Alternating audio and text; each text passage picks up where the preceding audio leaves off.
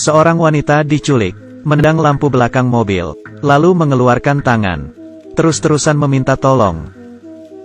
Mobil belakang sadar ada yang tidak beres. Kemudian menelepon polisi. Polisi mengecek plat nomor yang ia berikan. Tapi pemilik dari mobil itu tidak benar. Sepertinya para penculik itu menggunakan identitas palsu. Si penelepon yang baik hati menyusul. Melihat si penculik, operator menyuruhnya berhenti. Tapi ia masih mengikutinya. Ia berbelok keluar dari jalan tol, membuat mereka kehilangan petunjuk. Helen meminta agar perempuan itu mencari di bagasi. Ada barang apa? Ia menemukan seember cat. Helen memintanya mengeluarkan cat itu dari lubang. Meninggalkan jejak sepanjang jalan. Dan pada waktu bersamaan membuat helikopter tahu. Mulai mencari orang di belakang mobil si penculik. Menyadari cat, tapi ia tidak sadar bahwa orang di depannya adalah seorang penculik. Dan memberitahunya soal cat yang bocor di bagasi. Si penculik panik dan keluar jalur. Ia membuka bagasi, berniat menyetrum si wanita lagi. Kali ini ada seorang yang lewat. Si penculik menggunakan obeng, mengancam si wanita agar tetap diam. Orang itu melihat si penculik panik, balik ke mobil dan menelepon polisi. Saat ia menelepon, si penculik menghancurkan jendela, memukuli orang itu, dan memasukkan dirinya bersama si wanita. Di dalam bagasi mobil, si wanita menangis dan memberitahu Helen. Si penculik mengganti mobil, tapi belum sempat berbicara lagi. Si orang yang lewat itu bangun, mulai berteriak. Ini membuat marah si penculik.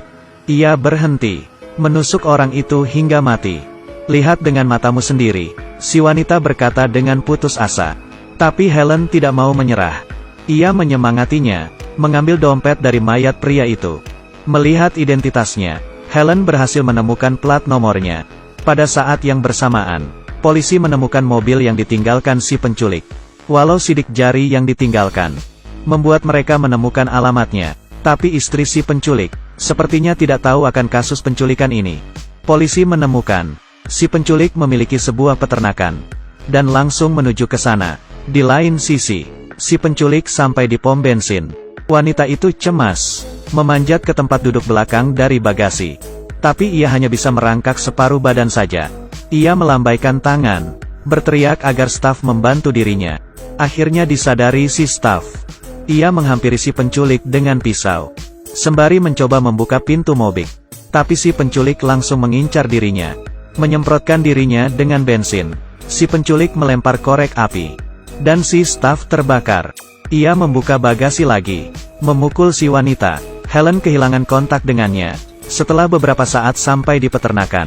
Saat ia mengeluarkan si wanita, melihat ia sudah menelepon selama 1,5 jam. Helen membuatnya menyerah. Jangan sakiti dia. Tapi si penculik berkata satu kalimat. Terlambat. Satu kata itu membuat Helen mengingat kejadian setengah tahun lalu. Seperti di layar, Helen menangis. Setengah tahun lalu, si penculik adalah seorang pembunuh yang mengincar wanita. Sorenya, polisi tiba di peternakan. Mereka mencari beberapa kali, tapi tidak menemukan jejak apa-apa. Si pembunuh gila menaruh wanita itu di meja operasi, membawa tabung oksigen, dan membuka baju, membuka sepatu, memutar lagu. Ia mulai mencuci kepala wanita itu. Di saat yang bersamaan Helen datang ke rumah si pembunuh.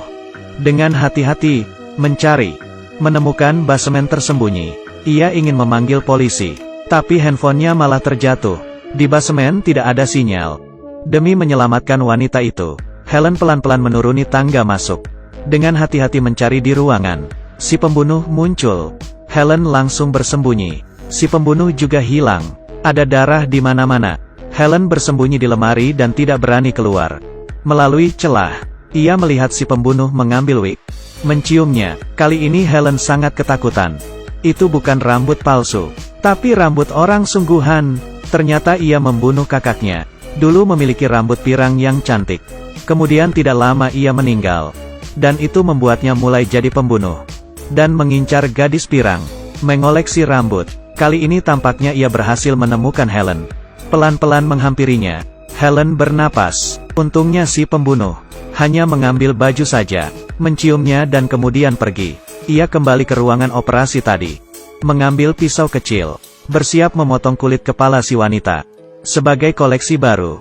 Dalam kejadian itu, Helen diam-diam menghampiri si pembunuh. Menghajarnya.